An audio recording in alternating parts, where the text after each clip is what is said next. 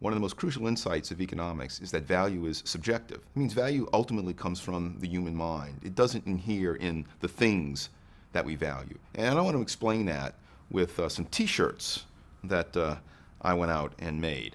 I went to the mall recently and bought 2 t-shirts, and I bought some iron-ons. And here's one of my t-shirts. It's of a revolutionary who's famous from Cuba, Che Guevara. And another t-shirt of one of my heroes, Milton Friedman. Now these t-shirts both cost me about the same amount of time to make, same amount of money. So in terms of what I spent, the resources that went into these t-shirts, it's the same.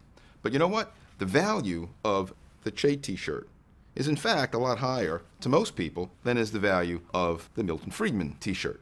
If for some reason Che falls out of favor in the public mind, the value of the Che t-shirt falls.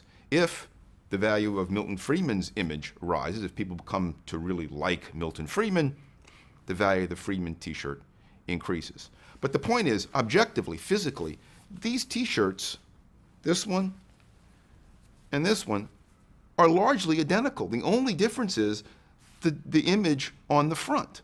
This is a nice thing about subjective value. Our values do differ. I would not be caught on the street wearing a Che t-shirt because I think he was a scoundrel.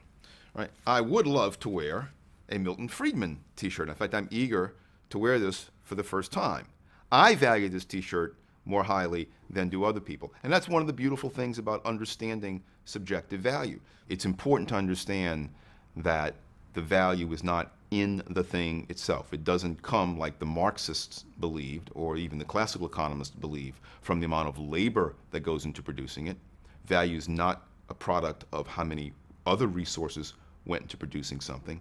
Ultimately, things have value only if and only because human beings want those things. The more intensely human beings want those things, the more valuable they are. The classical economists, for all of their wonderful discoveries, did not get subjective value. Economists didn't understand subjective value until the middle of the 19th century, when particularly Karl Menger of the Austrian school realized that people pay for things only because they want those things. They don't pay for things that they don't want.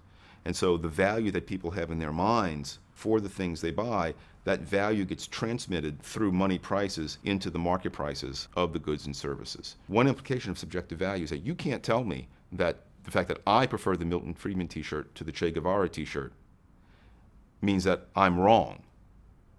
It's not your preference, perhaps, but it's my preference.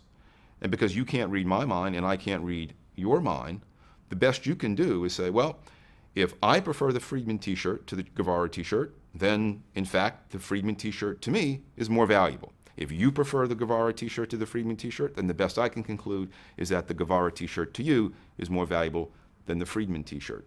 Neither of us are right or wrong in some objective sense. Subjective value is just what each of us, how each of us assesses the worth to each of us of each of these t-shirts. That's one of the things that make the economic world go round. We have these different valuations of different things. We express our valuations and how much we're willing to pay.